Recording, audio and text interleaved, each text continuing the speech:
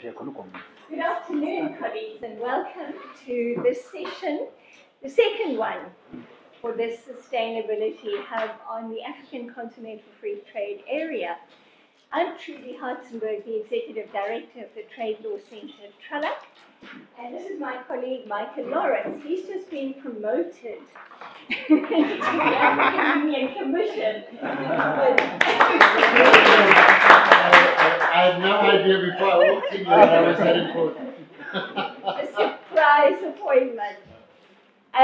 Colleagues, we're going to hopefully have a very interactive session with you to discuss developments around the AfCFTA, which is generating a huge amount of interest and great expectations both on the continent, but also we see a lot of interest globally in the AfCFTA. So potential investors are contacting us to say, what kind of market access will I have if I locate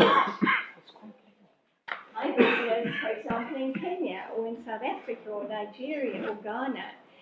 So very important, because we're going to need that foreign direct investment to help us achieve the objectives of the AfCFTA.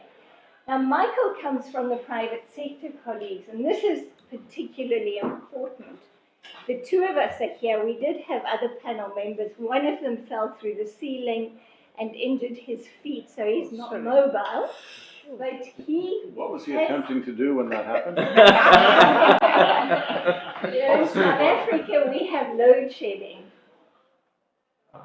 And so he was turning down the thermostat on the hot water cylinder to save energy and literally fell 3 meters.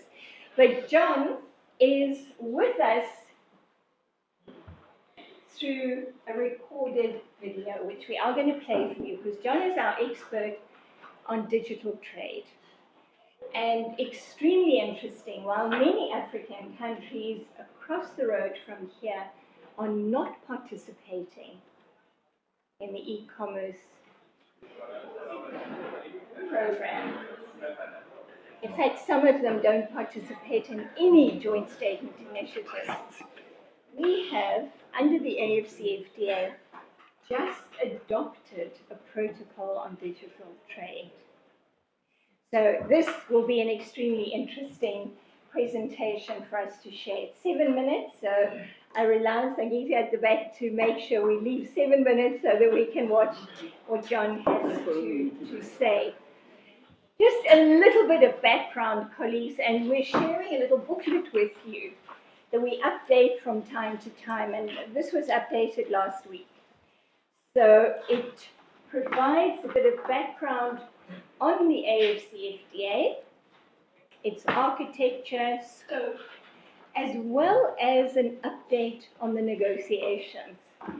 You might well ask, because we had a session at the beginning of this program yesterday, where our colleagues, and I'm very pleased to have Malawi Desta here from the African Trade Policy Centre at UNECA, they said that the AfCFTA entered into force on the 30th of May 2019. But we're still negotiating key aspects of the agreement, including tariff concessions and rules of origin, the minimum requirements for a free trade area. We have made a lot of progress in other areas of the negotiations, and you can have a look at those.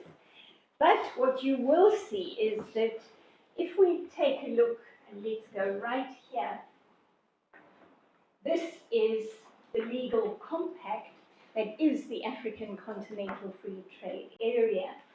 There are a number of protocols covering trade in goods, services, dispute settlement, competition policy, investment, IPR, and then we added, after the negotiations began, an agenda on digital trade. Initially it was on e-commerce, and then we expanded the agenda to cover digital trade. So digitally ordered and digitally delivered trade. So very important development for us. We also have a protocol on women and youth in trade. This is important so that this agreement is inclusive. So without women and youth, we really will be limiting the potential impact of the agreement. Clearly, when we take a look at the light green, this is the phase 1 negotiations. The detail of the commitments are in the annexes. And we are going to say a little bit about, for example, the trade facilitation agenda, because this is where the non-tariff barriers, which are far more pernicious barriers to intra-African trade, are hopefully going to be addressed. Indeed, there are 4 annexes: customs cooperation, mutual administrative assistance, trade facilitation, elimination of non-tariff barriers, and a very important one on transit. What makes this agreement very difficult to negotiate, of course, is that we're pretty ambitious in what we want to achieve, but we are integrating unequal partners. 33, the majority of the negotiating parties are least developed countries. 16 are landlocked. Some have virtually no industrial sector. Others are deindustrializing rapidly.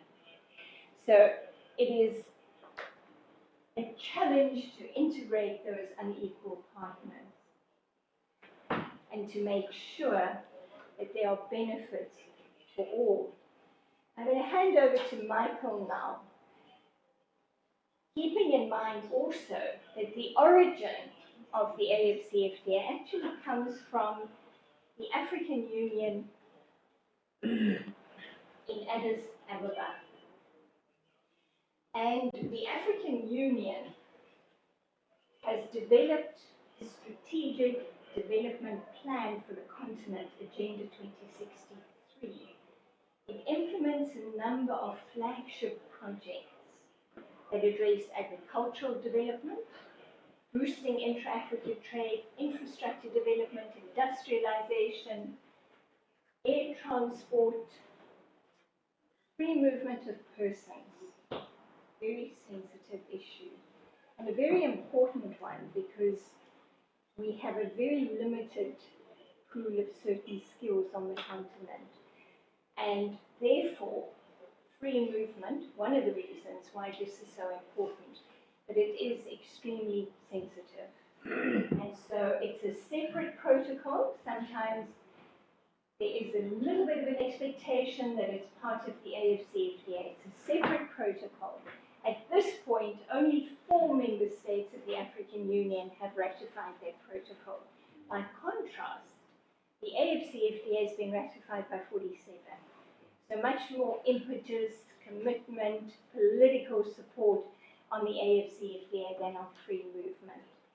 From a sustainability perspective, the African Union has developed a climate strategy. And this is really important. Climate, the environment, not explicitly covered in the AfCFTA. We might sometime in the future see the development of a new protocol, but not on the agenda yet. The African Union also has a digital strategy. So this agenda for Africa's development is extremely comprehensive. And the AfCFTA is linked into Agenda 2063. I think that's quite important to keep in mind. The private sector, colleagues, is critical to the achievement of the objectives. And this is why so important that we hear from business, because it will be the decisions that respond to the incentives in this legal compact to invest, to produce, to trade, to take a look at cross-border economic linkages that will determine what we get out of this agreement. Also important just to keep in mind, it's a free trade area. It's not a customs union. That's way too ambitious at this stage. We really are still battling to negotiate tariff concessions and the associated rules of origin for a number of products. So a customs union at this point, way too ambitious. So But I would ask Michael to say something about the AfCFTA with not his African Union Commission head, but with his private sector Thank you, Judy. expertise. Thank you, Michael. So good afternoon, everyone, and it's such a joy to be here. Yeah, no, this was a surprise to me when I walked in. My wife will be very excited to know that I have other things to do now. So let me just quickly explain where I come from. In South Africa, I run the national body that the clothing retailers belong to. For those of you who don't know, we are one of the most powerful and successful clothing retail spaces in the world, quite frankly. Second only, in fact, to clothing retail in a place up north, which I will not mention because I'm speaking about the south at the moment. In that regard, an immense amount of foreign direct investment in our space, and an important player when you look at clothing and textile issues. No matter where you talk, clothing and textile, footwear and leather is always substantive. As a result of that, I've been fortunate enough to participate in, and my actual designation here is correct, I'm with the SADC Business Council, where we've been very excited about some value chain developments within the Southern Africa region. And SADC is one of the regional economic communities, of course, on Africa that has begun to participate and try to understand how to participate in respect of the AfCFTA. So now that you know that about me, I'm going to give you a quote, and I'm very curious. Somebody made a quote in this room this morning, and immediately it was identified who the author of the quote was. But I am very curious to see if anyone knows whose quote this is. It says, "Without a correct strategy, the victory is impossible. But even the most correct strategy cannot give the victory under unfavorable objective conditions." Does anyone know who said that? I would say Tom. That's actually very good. It's Leon Trotsky. And well done to you to identify that. So here's the private sector's challenge about this amazing strategy called the AfCFTA. We are as a private sector, and it's been mentioned in previous presentations. A few very interesting things have been mentioned. May 2019, 1 January 2021 was when everything was supposed to start happening. When does the first trade? We'll talk about guided trade initiatives in a little bit more extensively. When did the first trade happen? From a process that was meant to start on 1 January 2021, it first happened in October of 2022. Now, it's an absolutely fascinating exercise that business has been sitting on the sidelines watching all of this. We as business are observers. I'm not sure how many other opportunities there were that were open to business to do business, where business sat on the sideline watching. I mean, just you have to think about the what and the why of that, and that's why Trudy and I have in other environments, and we're very determined to come and talk about this. It's not that this is a bad strategy. It is at the moment what we don't have is enough for business to work with. I mean, if business knew there was money to be made, if business could see where the business opportunities were, then business would be trading. So the questions still need to be asked.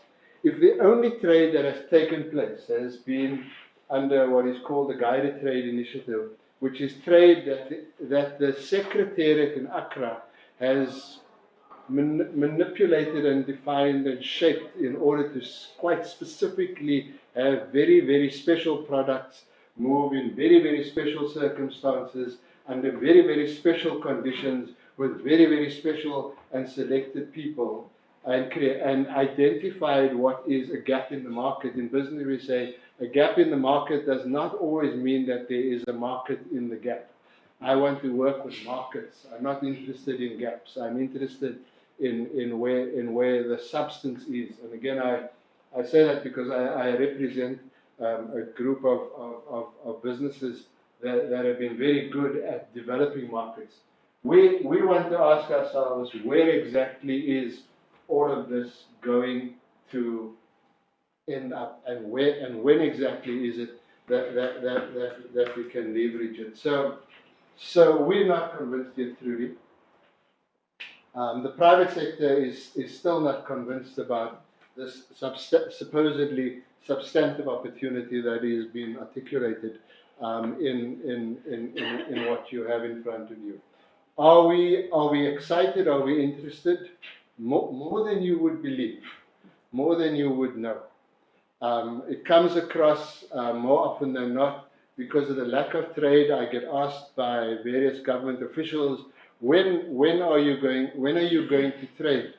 And I say it's not the same as you put a bowl of ice cream in front of a group of children and you're waiting for them to eat the ice cream. It simply is not like that. What we have is a situation where there is a picture of ice cream in front of the group of children, and of course they're not going to eat it because it is still a picture. It does not have enough traction. Now, what exactly is it that we are in fact going to be looking for? Well, let me just start with my own core business, clothing and textile. We still haven't resolved the rules of origin for clothing and textile.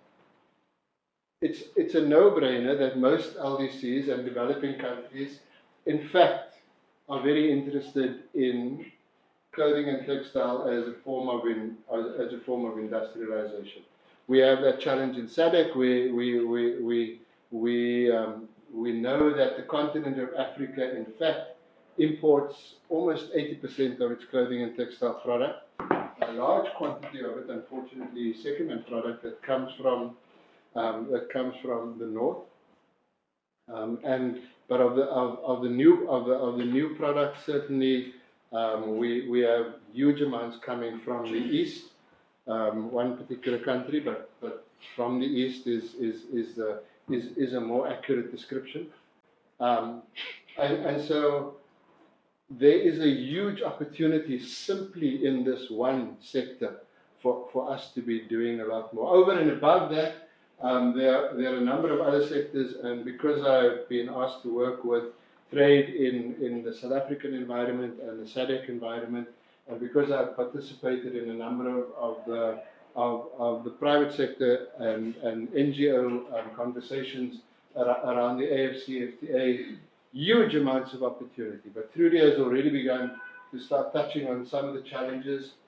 What are the challenges? Our challenges are we can't move people either into the continent or across the continent with any degree of simplicity. It's incredibly difficult. It's incredibly expensive. What's the challenge of moving people? Well, it's not just about cheap labor. It's also the challenge of being able to move skilled people too, because when the moment you talk about an ambition of commercial development and or industrial development, you need skills. So your startup problem is we do not yet have a clear sense of how we move people, both for the opportunities that you might have for labor, but you need if you're talking about an industrial agenda, you actually need substantive skills. You need a productive capacity. So one thing is, it's great to not have the skills to really, but then we've got you need machinery. Now, who's going to invest? Where does the money come from? Who invests in the substantive, who makes the substantive investment? And if you look at Africa at the moment, because it's not as if no trade is happening and no investment is happening, but where is the most significant investment in industrial capacity coming from right now in Africa, and even in South Africa? Huge amounts of money coming from the East. The East. From the East. A certain country in the I East. did not say that. I have not mentioned that. It's coming from the East. Unspecified country in the Of East. course, as one does, you know. Guesses are made about my quotes and so on, which may give a clue to that. We're talking about the fact that what is happening it's not as if Africa is currently investing in itself, or current African businesses, or current, and we certainly, I'm not a fan of government investing in businesses. I'm a private sector person. I think governments they must focus on getting this framework properly developed in a way that makes it usable. So now we've got a problem with investment, we've got a problem with movement of skills, and we have a substantive challenge simply about moving anything anywhere. I mean, even within the SADC region that I'm in. You, sir, told me earlier on you come from Zimbabwe. You know that there is a border point between yourself and myself, which stands with trucks. I'm not mentioning names. What part of this? Sorry. I didn't want to mention it. Sorry. We have border points, and so trade facilitation and our understanding of how to facilitate trade and movement, because substantively, do our customs authorities know and understand exactly? It only requires, this is only a discussion that requires two countries to have a conversation, because a border point only has, typically, there are very few border points in the world that have more than two rather players to have to deal with. And as the private sector, we think, well, can't you talk to you? And does it really have to be the case that once something has moved through you, it has to be stopped by, I mean, surely if you're working together and know each other and exist and coexist alongside of each other, we should, once it has been cleared through here, it should be easy through there. But it gets cleared through there and it gets stopped, and then we have to have another clearance. It's those complexities that we continue to have.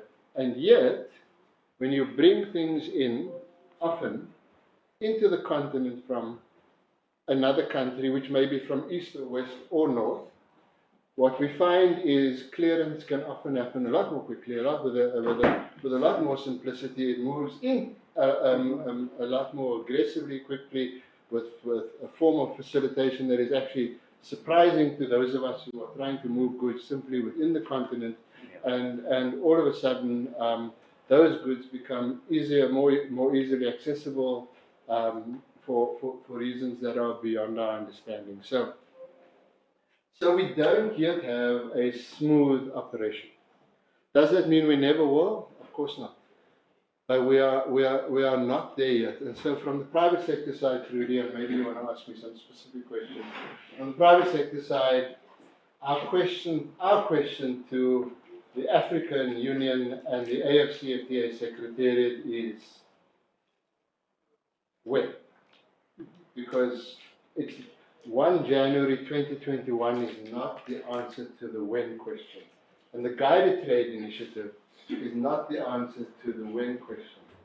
The question of when is, when are we going to feel confident enough to just get up and expand what we're doing, whether we are large businesses such as I represent, or much smaller MISMEs as exist across the length and breadth of this continent, and still find enormous challenges in too many places.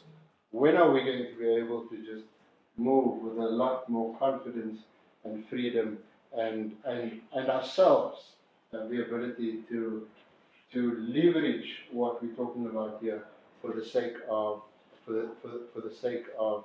kind of business activity we're interested in?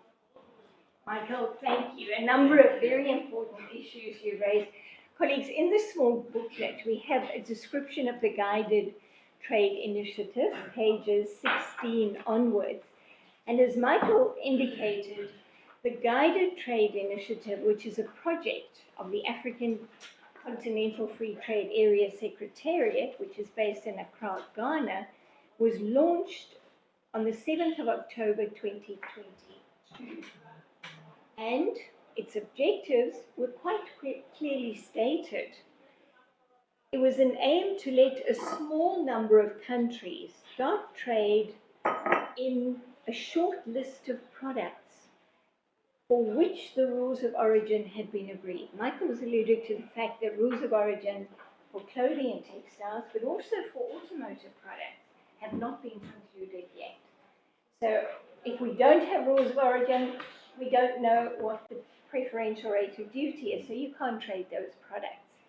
But also important that the guided trade initiative needs that the state parties, so the ones that have ratified the agreement, and there are 47 of them, as we mentioned, that have already ratified the agreement, here they are, have done all the necessary domestic implementation and incorporation of the necessary legal instruments. So they are customs and trade ready. They've amended their tariff book so we know where the duties are. They've also amended their customs and excise legislation and other necessary important aspects of being customs and trade ready. So the list was actually a list of 8 countries only, and they are listed here, that had completed all the necessary processes in 2022. And the list of products was clearly products they were interested in trading amongst one another. So we've seen trade of coffee going from Kenya to Ghana, tea from Kenya going to Ghana, coffee from Rwanda going to Ghana. You'll see Ghana's the focal point.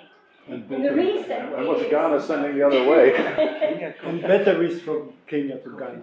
There we go, there we go. The reason is, as Michael has said, that the GTI is facilitated by the AfCFTA Secretariat. So they actually play a business connector role, finding supply to meet demand on the other side of the equation. So it really is a pilot project. Question, Michael. Some of these countries are themselves already in a customs union. Exactly. This, can you turn to page 21? This is the magic diagram, colleagues. Is there anyone who doesn't have a booklet here? Have a look there. Oh, you've got one there. But this, colleagues, is so important to keep in mind. And some are in 2 or 3. Yes, we have multiple membership of regional economic communities. There's a lot of enthusiasm about regional integration, and the AfCFTA has given us an extra boost to expand what exists already. So, for example, the East African community gained 2 members in as many years just recently. DR Congo, and most recently in December last year, Somalia have joined the East African community. So what we have here is a representation of the regional economic communities, 8 of which are recognized by the African Union. But the others, such as the Southern African Customs Union, to which South Africa belongs, exists in terms of its own legal instruments, so it's going nowhere. So the regional economic communities continue to exist, and they will trade under existing rules. So the point really about the AfCFTA for business, Michael, is what is the value add in terms of preferences? Those countries which before AfCFTA traded under WTO rules, MFN rates of duty on negotiating tariff concessions. So once the AfCFTA is fully implemented, Michael, the business will be able to trade across the continent under some preferential arrangement, either the AfCFTA or a regional economic community trading arrangement.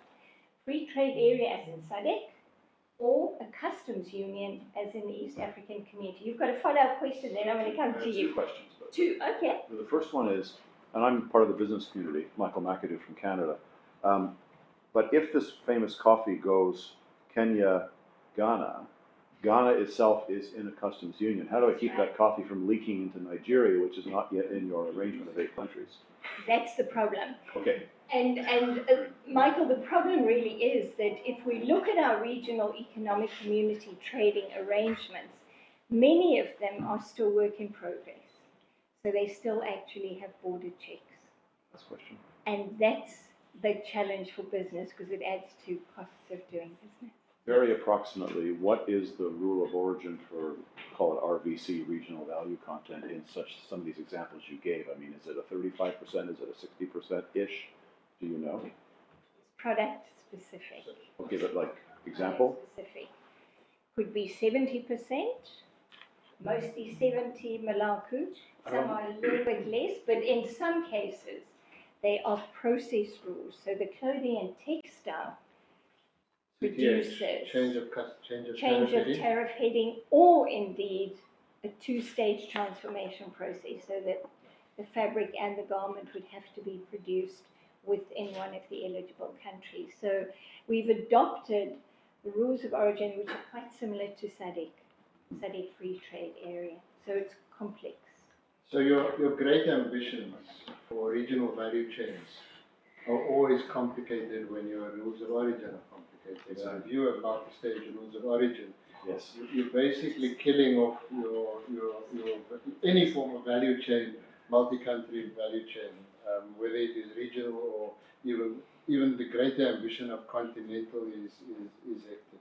So we don't even have open. We haven't even seen some indication of accumulation possibilities region to region, which we are hoping would be the worst case scenario. At the moment, it is still a case of we don't know. It'll And be the one easy- thing business hates is not knowing. Yes. It'll be easier with coffee than with shoes, for example. We know where the coffee was grown. We know where it was roasted or not, and off it goes. But It's very where did the upper, the sole, the sponge, who knows, right? And Yeah. that's the problem. Okay. Value chain trade is problematic for the kind of rules of origin we have. Sorry for all the questions. No problem. Great. Yasmin. Yes, you're next. I have two questions. Sure. One, wouldn't the tariff concessions that are negotiated within the AfCFTA trigger other tariff concessions negotiations within the economic communities, or not? Because it might kill the whole thing. And two is, I just want, what I'm very interested in next to the agreement itself is the industrialization machinery. How is it financed? How is it scaled up between the members? Like the not the agreement itself, but what's the machinery around the agreement that will bring that scaling up necessary to reap the fruits of it. I'm going to just talk about the tariff concessions, Michael, then I'll ask you to talk about the industrialization. Pages 6 and 7, colleagues. This is where we see details of the tariff negotiation modalities. And this gives you some idea of that level of ambition. So in the first instance, we are aiming to liberalize duties, reduce them to zero within 5 years for non-least developed countries and 10 years for LDCs. So this is the big push. Then we have a group of products up to 7% of tariff lines, which may be designated sensitive, and we will take longer to liberalize them, 10 for non-LDCs, 13 for LDCs. And then the crux of the matter for industrialization, for value chains, and for boosting intra-Africa trade is what is excluded from liberalization. 3% of tariff lines may be excluded. Now, intra-Africa trade, particularly in industrial products, is highly concentrated. So if we leave out, as South Africa and the SACU member states are doing, garment tariff lines from liberalization, it means perhaps the most attractive market on the continent for the exports from the rest of the continent remains at, for quite a number of tariff lines, 45%, which is exactly what those countries in the East are paying. And with their superior competitiveness, the prospects then for boosting intra-Africa trade in the garment products remains extremely limited. The rules of origin details are on the next page. Michael, tell us about the industrialization. This is a complementary initiative. Yasmin, you're absolutely right, of course. So the AfCFTA has been adopted by all the member states of the African Union as a framework for Africa's industrialization. And Michael can tell us a little bit about this, about where the investment's going to come from, how it's going to work, and how we're going to promote cross-border value chain connections. So let me just check. Are you asking about the investment in the institutional mechanism to support industrialization, or in the who pays for the machine? Both. To an extent, I understand the institution, how it can be supported, but it's really now hands-on. What will support these industries? Yeah. And the scaling up of not only, I mean, the scaling up of these industries, the scaling up of trading, and the scaling up of infrastructure investments as well. Yeah. So it was said in this room earlier today, it was pointed out that Nixon in fact opened up the access for the US to China. Do you remember, are you old enough to know who Nixon was? Yeah, I mean, unfortunately, I read about it. yes, I never ask a lady her age, it's a really bad age. And what did China do? What did this interesting? I mean, it's always fun to look at that as an example, because on the one side, when we talk about the AfCFTA, we talk about industrialization, we talk about it as if everything's going to close around the borders of Africa, and Africa's going to look after itself, feed itself, create itself, develop itself, do all kind of. I mean, the bottom line reality is we're part of an international trade environment, and that will never change. And in fact, our most substantive industrial opportunities, and certainly no matter where you look, is not when you industrialize for internal, even if internal means continental, your most substantive, your big wins are when you're industrializing in a manner in which you can export to somewhere else in the world. China did that. How did they do that?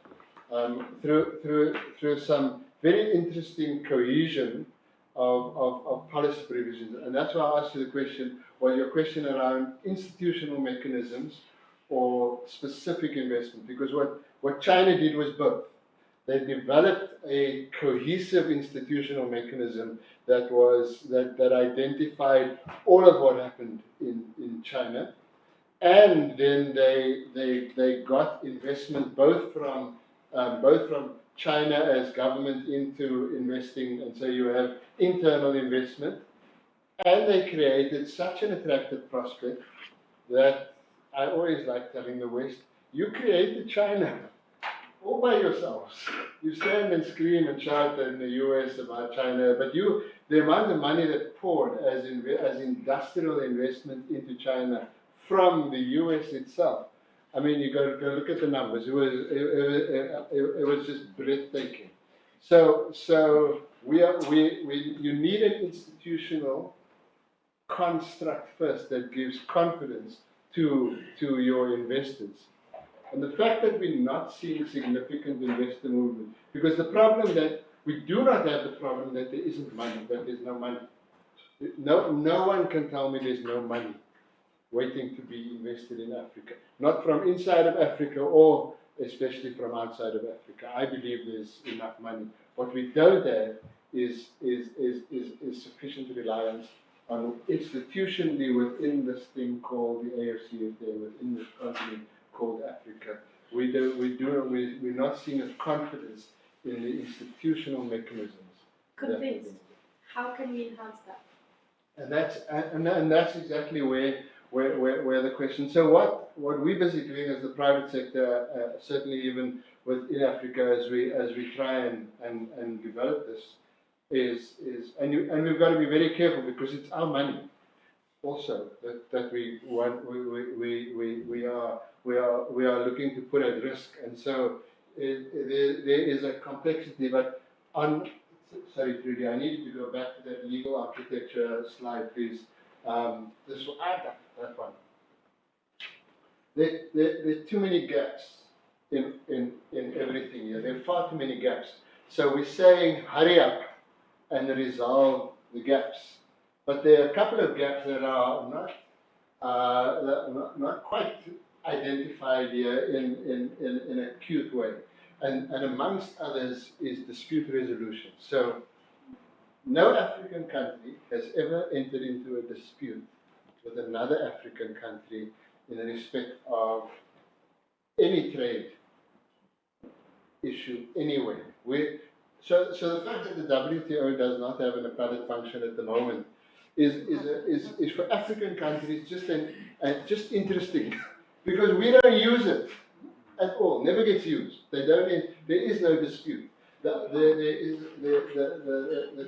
Commercial Court of Justice. Did I say that right? Yes. They exist only for private sector. Not only.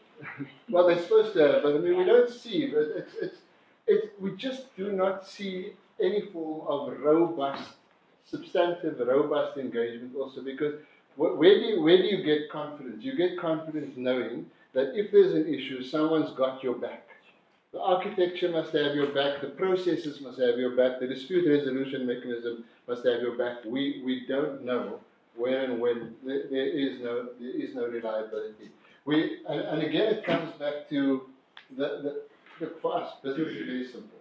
We're either trading services or we're trading goods. Okay, that's not difficult. When we're trading goods, we need to know that there is facilitation of trading goods, and it comes back to will the goods move, and we're not seeing that happen yet. We have not seen the TFA, the WTO's TFA, work with any degree of substantive efficiency yet. We do not. It's a work in progress. When is that going to happen? To answer that question, and then with respect to the services agenda, well, it's taking very long. Retail is a distribution service. They haven't even started talking about us yet.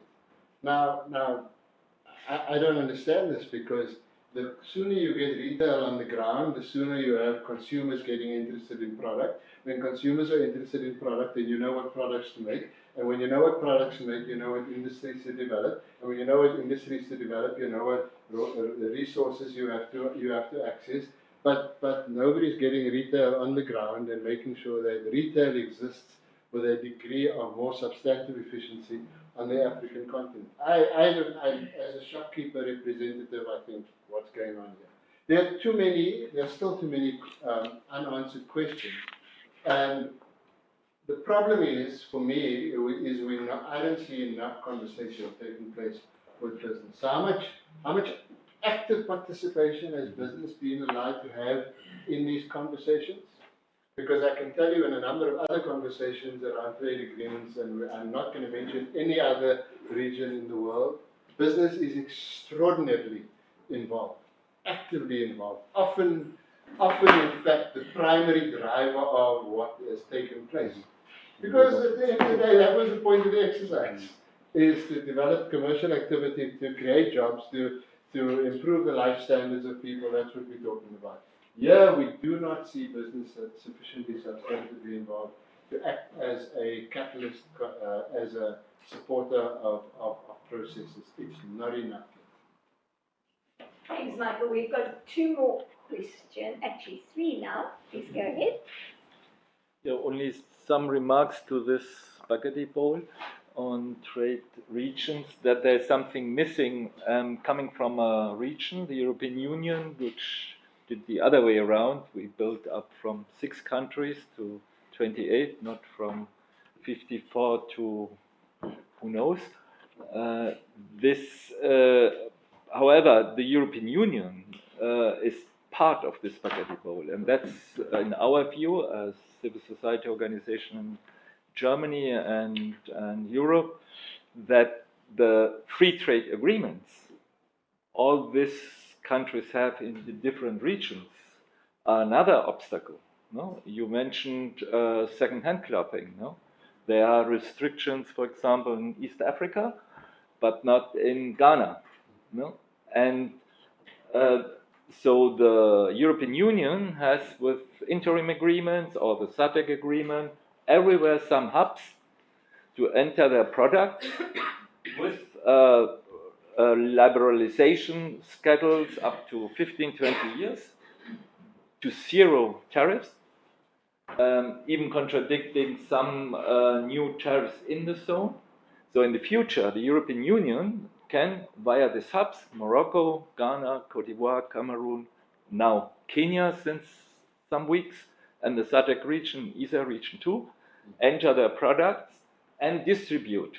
And the only thing for others to prevent that, even in the regions, no, ECOWAS region is also affected, because if you enter something via Ghana, you can move it to Benin, who are not member of the EPA, but free trade of movement and goods. And the same will then happen everywhere. So I'm very skeptical, no, especially for industrialization. And something I'm more skeptical is what happens with the main job driver, and the main productive sector is agriculture. No, I have already seen the future might be agribusiness, but if it's agribusiness, millions of jobs will be lost. And we have experienced this in the European Union, and I'm from Spain, for example. When Spain entered the European Union, thousands and millions of jobs were lost in agriculture. And so we were suddenly eating olive oil from Italy and sending oranges to Italy and tomatoes to Bulgaria, and Bulgaria sent us another thing, but a lot. The agricultural sector is the main victim of such a structure. And there's nothing which is preventing them, and 3% of tariff protection is not enough. And I doubt that from Kenya, coffee will go to Ghana to be roasted and then exported to Europe, because in Ghana they are producing their own coffee. So thanks so much. Thanks very much for this. You're absolutely right, of course, that as Michael has indicated, we don't exist in isolation. So some African countries have concluded trade agreements with global partners, and we are integrated. In fact, Africa as a continent is forward linked into global value chains. We're commodity dependent. That is the reality. And Malaku's session on yesterday morning looked very much at those kind of issues. I think the issue really is, if we take a look at the tariff negotiations amongst ourselves, in, for example, the SADC-EPA negotiations, we have made far more concessions to the European Union than we're making to our neighbours under the AfCFTA. So we've also got to look at how we are negotiating the agreements and structuring them, because there's no point that we open the door to foreign competition, but we're tough on our neighbours. And unfortunately, that's what's happened for some countries under the AfCFTA.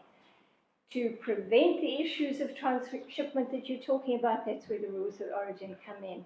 However, the problem really is with rules of origin. If you do not have effective capacity at the border post, you run into difficulties.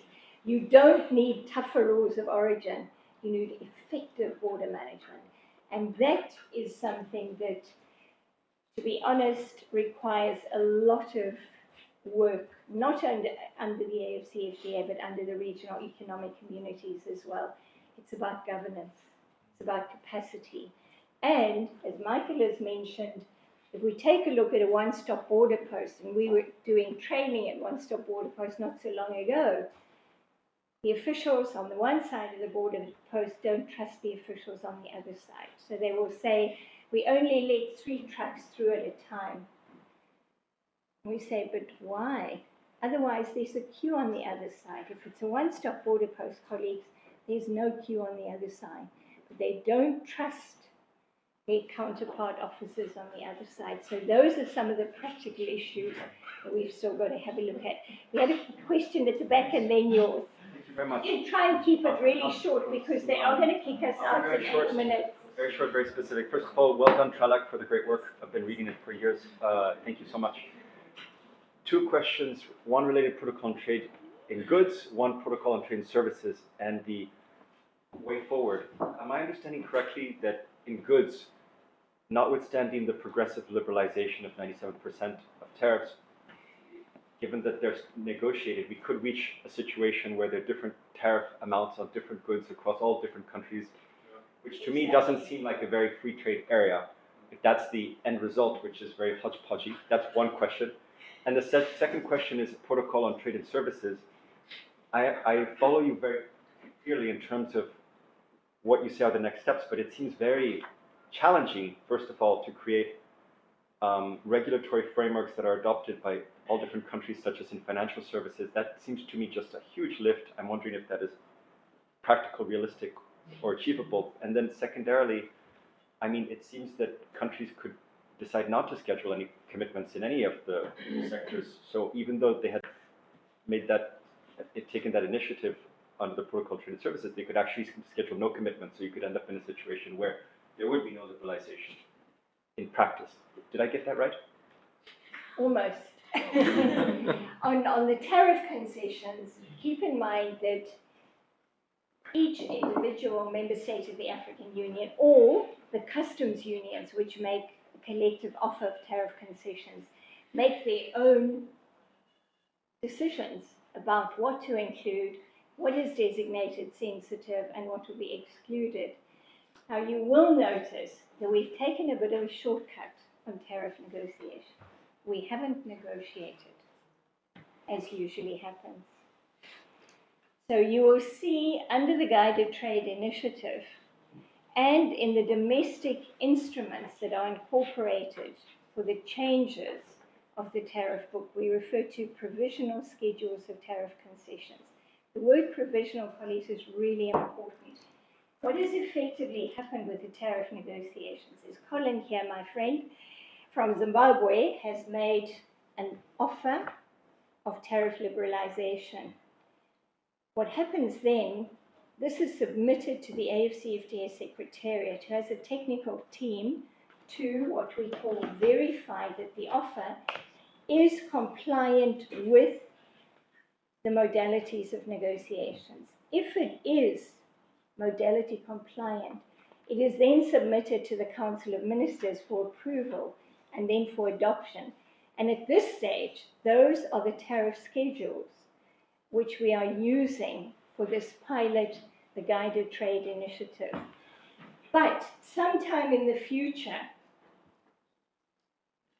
Nigeria, as part of ECOWAS, may well come to Zimbabwe and say, you know what, let's sit across from the table and let's negotiate. We want better access on certain products and we'll make some concessions to you. So sometime in the future, we may well see tariff negotiations, not yet. On the services, this is a very interesting one, and I think the scenario you're sketching is not far off the mark. Keep in mind that many of our regional economic communities have not a long track record in terms of services liberalization.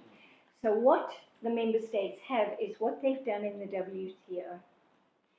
And some of them, in terms of the offers of sector commitments that they've made, financial, communication, transport, tourism, and business services, those are the 5 priority services, are cut and paste from what they've done in the WTO. So no further liberalization.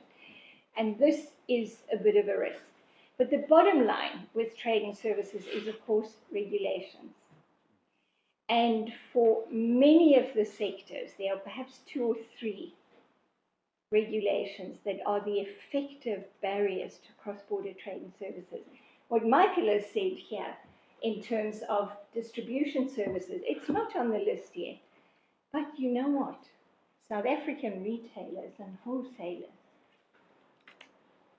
are pretty much all over the continent. So we shouldn't forget that trade and services, particularly via Mode 3, establishment of commercial presence works differently. I take a bag of money to the ministry or the president in Nigeria and say, I'm from MTN in South Africa. I want to establish a commercial presence to offer mobile telephony services here. I might well get the green light. There's no preferential agreement between South Africa and Nigeria. So services works a bit differently. But the binding constraints bring us back to the regulations. And that is why we see some discussion about regulatory frameworks. We're not talking about harmonization. We're talking about cooperation. Now, colleagues, if you've got 2 axle load limits on either side of a border post in 2 different jurisdictions, no amount of cooperation is going to make 40 tons equal 30 tons. That's your problem. Trudy, our time is almost up. And there's a video on digital. Yes, that we need to- we're going to play one more question and then we're going to play the video. So, colleagues, lots of interesting issues. But they did say we could have a couple of extra minutes, so let me come back to. Very quickly, first of all, I want to thank Michael, because where I live in Germany, in Europe, there are some institutions which are very excited about the African Continental Free Trade Area. And we try to say that without proper infrastructure in terms of energy, transport, border posts, and train schemes to boost productive capacities, liberalization means opening the door to those who have better capacities. But because I'm from civil society and from the scientific community, people don't believe me. If you would say that coming from the business, I think it would be very helpful. I wish I would be able to invite you to Germany to one of our conferences.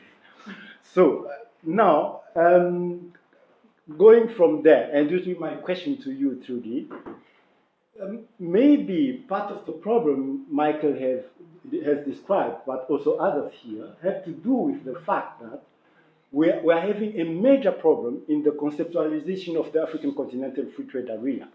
What we have tried to achieve is making Africa compatible to the WTO rules in a time where the WTO was already in the crisis. Maybe we should have conceptualized the African Continental Free Trade Area differently. It's an interesting point, and it's a discussion, to be honest, that we have had at Trelleck. If one really looks, colleagues, at the major challenges that we face to boost intra-Africa trade, cross-border value chains, they are about trade facilitation. They are about cooperation in certain areas, border management and so on. They're also about taking a look at perhaps moving towards harmonization of certain regulations, not about liberalization of trade and services or trade and goods. So did we need an FTA? That's a question I'm asking. There we are. Jane, last question, and then we're going to play John's video on digital industrialization. Colleagues, very interesting. Thank you so much, Michael, and thanks, Trudy. Maybe on the issue which Boniface has raised about the conceptualization of the CFTA, I think the challenge is about the way the CFTA has been implemented. Because when you look at this, where you have put the other initiatives, that's page, what page is that? Towards the end, The initiatives. The CFTA is, no, not that one. 18 and 19. Page 3. Page 3. Those are the initiatives. IDA, PIDA, BIAT, CADAP. The CFTA is supposed to be a part of all that. For example, PIDA is about infrastructure. What kind of infrastructure do we need in Africa to be able to support our intra-Africa trade? And when you look at the GTI, one of the challenges was also infrastructure.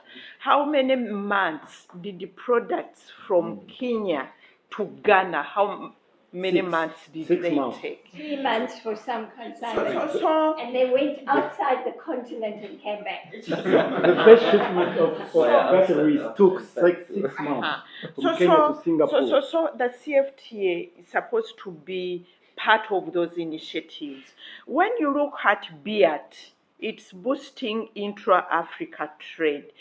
Very good initiative with 7 pillars, including trade policy, including production and productivity, including trade information. Very clear. All these initiatives we are supposed to work with the CFTA. But now what we have done is to pull out the CFTA as a standalone trade, tariff liberalization and trade, without all these supporting initiatives. Jane, you're right, you're right.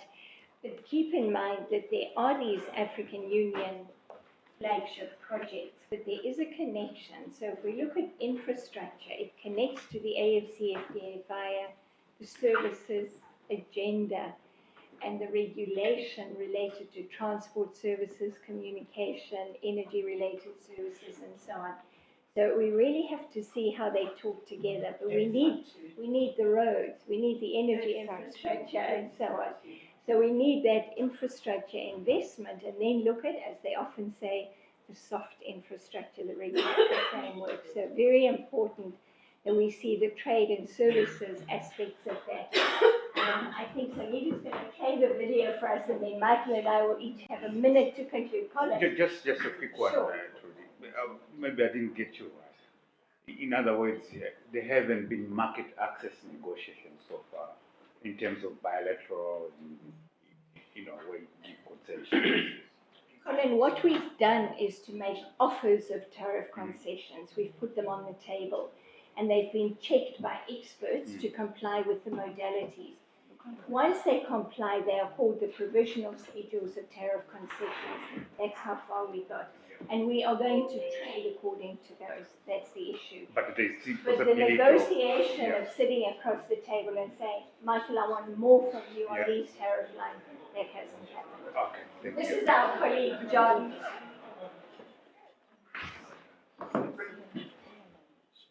Good afternoon, everyone. My name is John Stewart. I am an associate of the Trade Law Centre, also known as Trala. And I'm going to be talking to you about the relationship between digital trade and industrialization, with specific reference to the developing world and developing Africa. Now, there have been 4 starting several hundred years back, and the revolution, also known as the 4IR.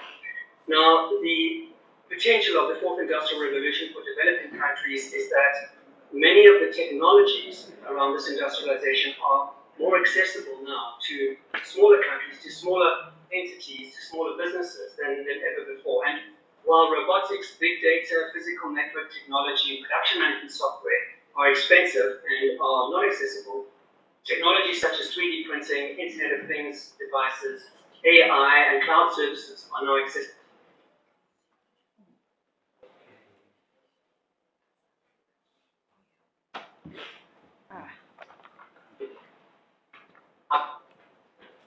They can contribute towards industry. There are several ways in which digital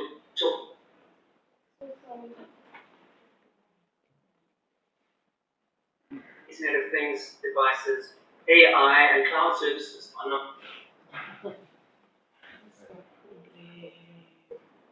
how these and how they can contribute towards industrialization. So there are several ways in which digital trade and the digital economy can drive industrialization. First, markets.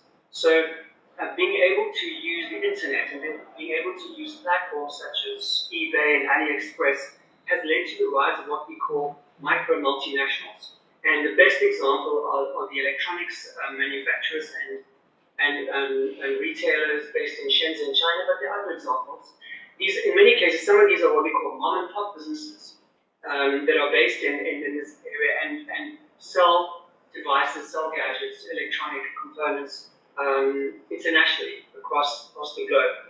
And this is made possible by Korea.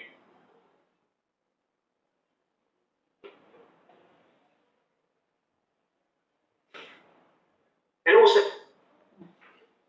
access.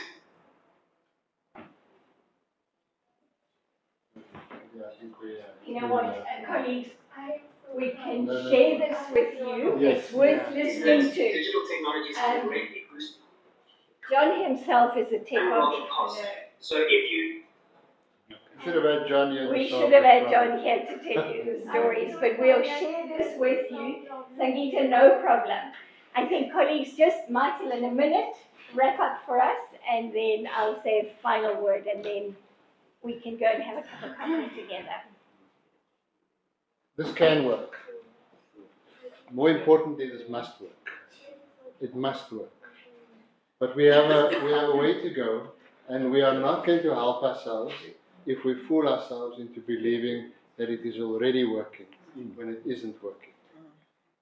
My appeal as a private sector person is that we turn it into something that meets all of the ambitions that have been scheduled with it, because it's in everybody's best interest, not just in Africa's best interest. It is in everybody's best interest for Africa to take its place as a commercial and economic success in the global trading environment. So it must work. Sure. I agree absolutely. Many aspects, colleagues, of the AfCFTA have multiplier effects in terms of our competitiveness and our capacity to trade with global partners as well. If we improve the business environment, trade facilitation, reduce the transaction costs of doing business, then trade with all of our global partners will benefit as well. Africa needs jobs. We need to industrialize. Extremely important that we take a look at the 33 least developed countries on the continent. Their future is particularly important, and the potential of leveraging the AfCFTA is there.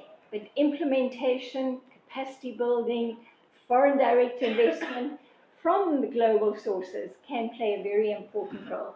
The first trade from South Africa, colleagues, under the GTI was refrigerators made by Hisense, Chinese company that has established commercial presence in South Africa. Everywhere. There we go. There we go. There we go.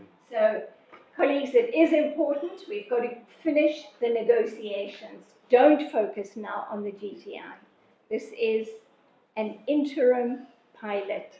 Get the negotiations done, implement effectively, and assist business to trade under the AfCFTA by providing certainty, predictability in terms of the regime, dispute resolution. By the way, we've copied what's in the WTO DSU in our dispute settlement arrangement. Even though we're never Be going to use it. careful. But companies are going to domestic courts to challenge their governments more and more. That's a good thing, very, very good thing. So thank you so much for joining us. Watch the space, because there's a lot of exciting developments ahead before we achieve the objectives of the AfCFTA.